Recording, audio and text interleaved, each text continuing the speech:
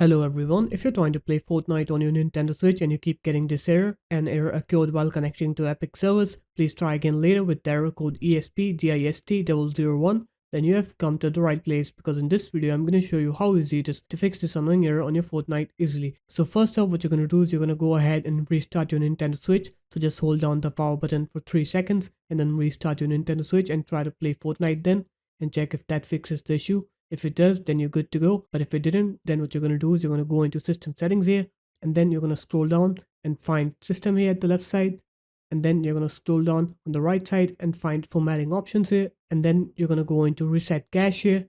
And then it will ask you for which user you want to format the cache for. Select your username here. And then it will reset your cache.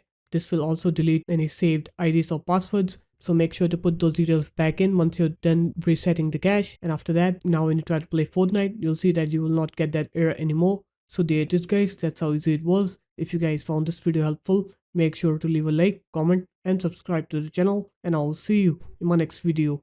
Peace.